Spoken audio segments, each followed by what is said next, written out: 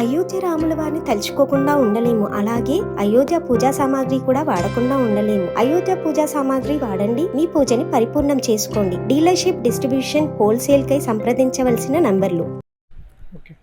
పెద్దపల్లి జిల్లా కేంద్రంలో ప్రజావాణి నిర్వహిస్తున్న తరుణంలో గౌరవనీయులు జిల్లా కలెక్టర్ గారికి మరి రామగుండం నియోజకవర్గంలో ఉన్నటువంటి మూర్మూరు ప్రాంతంలో మరి సహజ వనరులు అనేటువంటి మట్టిని విచ్చలవిడిగా కొంతమంది మట్టి మాఫియా పూర్తిగా తరలించకపోతే సంబంధించినటువంటి శాఖ మైనింగ్ కానివ్వండి, ఇరిగేషన్ డిపార్ట్మెంట్ కానివ్వండి, రెవెన్యూ కానివ్వండి, అవినీతి మత్తులో తూలుకొని సహజ వనరులు దోచుకపోతూ ఉంటే కనీసం వాటిపై చర్యలు తీసుకోకుండా ఇబ్బందికరంగా ఆర్థిక వనరులు కాపాడుకోనికే ఉన్నటువంటి అధికార యంత్రాంగానికి సంబంధించి మరి ఫిర్యాదు చేయడం జరిగింది.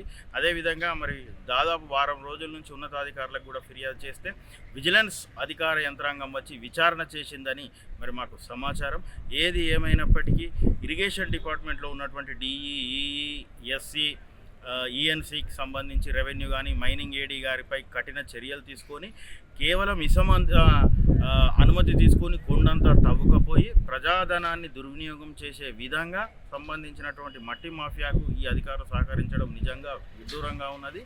ఏదైతే రాయల్టీ కట్టిర్రో దానికి సంబంధించి అక్కడ తీసుకుపోయినటువంటి మట్టిని పోయవలసి ఉంది.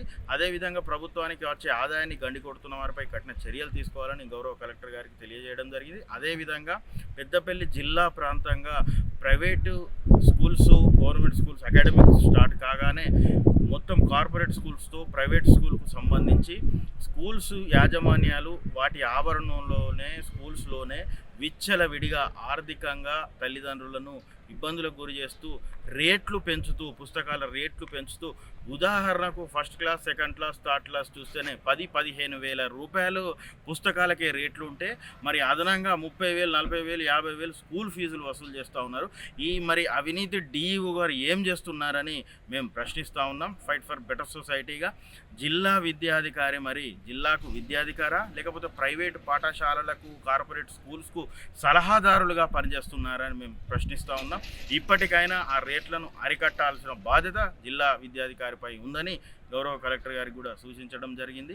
అదేవిధంగా గోదావరి కని ప్రభుత్వ ఏరియా ఆసుపత్రి ఎన్నో పోరాటాలు చేసి మెడికల్ కళాశాల సాధించుకుంటే ఆ కళాశాలకు ప్రిన్సిపల్గా వ్యవహరిస్తున్నటువంటి గౌరవనీయులు హిమబిందు మేడం గారు మరి ఆసుపత్రి కానీ మెడికల్ కళాశాల నిర్వహణ కానీ పూర్తిగా అస్తవ్యస్తంగా తయారై ఉద్యోగాలలో అనేక అవకతవకలు జరిగి అక్రమాలకు పాల్పడి అంగట్లో సరుకుల్లాగా ఉద్యోగాలు అమ్ముకుంటూ ఉంటే కూడా సంబంధించినటువంటి అధికార యంత్రాంగం పట్టించుకోకపోవడం బాధాకరం. దాదాపు 2022 జూలైలో మరి వారధి ద్వారా అదనపు కలెక్టర్ గారు జెన్యూన్గా వారి పారదర్శకంగా ఉద్యోగాలు నియమిస్తే ఇప్పుడు ఆ ఉద్యోగాలను తొలగించే విధంగా ఒక వేరే ప్రైవేట్ కాంట్రాక్ట్ ఏజెన్సీకి అప్పచెప్తే మరి ఆమెకు ఇష్టం ఉన్నట్టు కూడా ఉద్యోగాలు అమ్ముకోవచ్చనే ఉద్దేశంతో వ్యవహరిస్తూ ఉంది. రోగుల పట్ల కానీ సిబ్బంది పట్ల కానీ అనేక రకాలుగా వేధింపులకు గురి చేస్తూ ఉన్నది. కేవలం వారి భర్త హాస్పిటల్కు ఏదో చూపుకే ఒక సూపరింటెండెంట్గా నియమించారు తప్ప ఎలాంటి ఉపయోగం లేదు.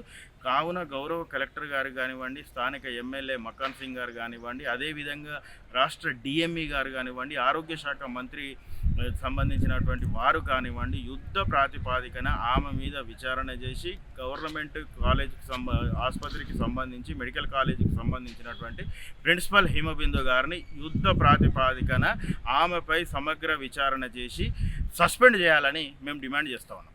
అయోధ్య రాముల వారిని తలుచుకోకుండా ఉండలేము. అలాగే అయోధ్య పూజా సామాగ్రి కూడా వాడకుండా ఉండలేము. అయోధ్య పూజా సామాగ్రి వాడండి, మీ పూజని పరిపూర్ణం చేసుకోండి. డీలర్షిప్, డిస్ట్రిబ్యూషన్, హోల్సేల్ కై సంప్రదించవలసిన నంబర్లు.